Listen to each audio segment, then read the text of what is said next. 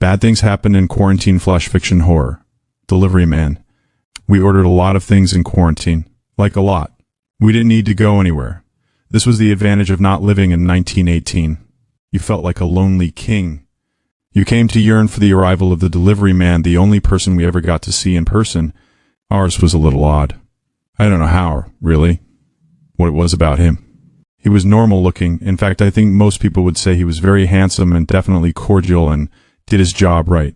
But I guess it was how official, almost unfriendly, he was. And he made you feel in the strongest, fiercest way that you could not refuse him. We had to be especially careful because my husband and I take care of his mother in the house. She's 75 years old and has a breathing problem oxygen tank, that awful rasping sound all the time. But it is what it is. The delivery man, at first we laughed about him, my husband and I made a joke of our almost weird desire to see the guy, to have someone to talk to, and being a bit of a flirty female myself. I have to say I did try to have some fun with the man. He didn't react at all, but he seemed to take a liking to us because he started delivering things we didn't order. It seemed like he was just giving us stuff off the truck that no one claimed. Or something. Along with all the regular items, cleaning solvents, batteries, light bulbs, groceries, a new desk lamp, a special screen for the computer to make it less bright. He left us other things. He dropped off a weird gadget that looked like a hand vac. It came in a fancy, plain black box. It said on it, attached a wall and step clear to remove dust and grime from the home, and that's it. So we did. I put it up against the wall, and it suctioned to it without me doing anything. I hit the button, and it cleaned the house. I mean, it cleaned everything. The walls looked intensely white, it was amazing, and the carpets were pristine, the dog hair drawn up away and into the small space at the base of the unit on the wall. It cleaned crumbs from your plate. They would just float away, sucked onto the wall. Even our skin became very strange feeling, because I think it had pulled all the germs and little whatever's off it. When the sink got plugged a few minutes later, the delivery man brought this doohickey that looked like a wine corker, but big. We put it over the drain like the directions said. The clog was gone. It was the scariest looking shit that came out of that drain, pulled up and trapped by the delivery man's gadget. It looked like a skinned animal. I'm not being poetic. My husband threw it away wearing gloves and an apron. We asked the delivery man why he gave the appliance to us, why he was bringing us all this stuff, and he just said, "It's just some things you seem like you need." One thing he gave us was like a little flash drive, flash stick thing, whatever you call them. We plugged it into the TV.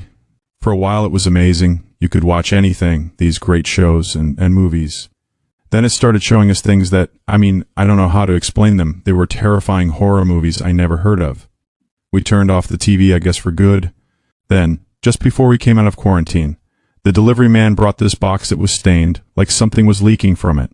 I'm telling you, it just did not seem like you could refuse him, or even question him. So he drives off, and we open this cardboard box, and inside were these human faces. They looked exactly like human faces that had been removed and dried off like leather. Not at all like masks. My husband was sure that these were medical supplies, probably for experiments in facial transplantation or something, but there was no phone number to call someone about it or anything. We asked the delivery man that night when he came back, and he said the address was right, and he left us this other box. What was in that was pretty disturbing too, because it was like this bundle of hair and looping, bloodless, fleshy things that to me looked like cleaned up entrails, like guts thrown into a box. It was so weird. Still, we didn't say anything, just put the box outside on the back porch. The next day he drops off this bigger box. That was the kicker.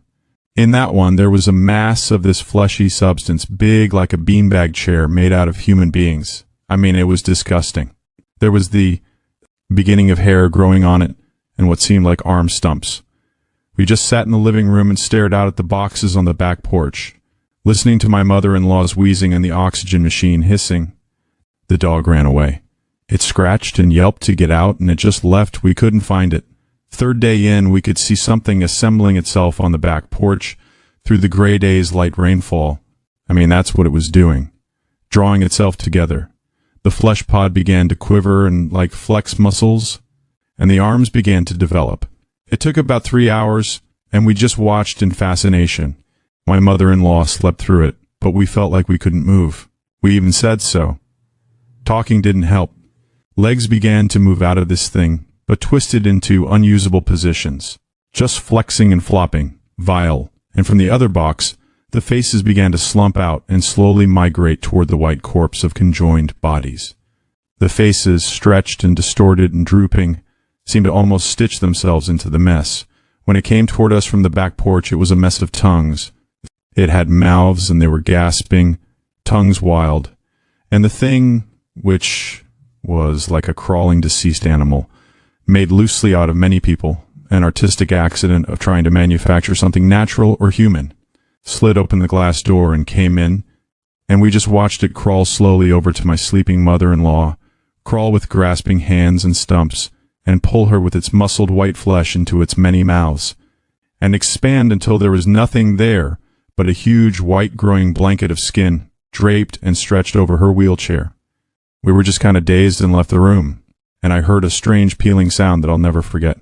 And when I looked back, the fleshy parachute of shuddering tissue was shrinking, pulling in on itself, condensing into nothing, until it got so small it was like a manta ray made of white skin and a veneer of hair. The appliance on the wall sucked it slowly up, and we never saw it again or asked any questions about it and just let it go. We have a new delivery man now, I notice.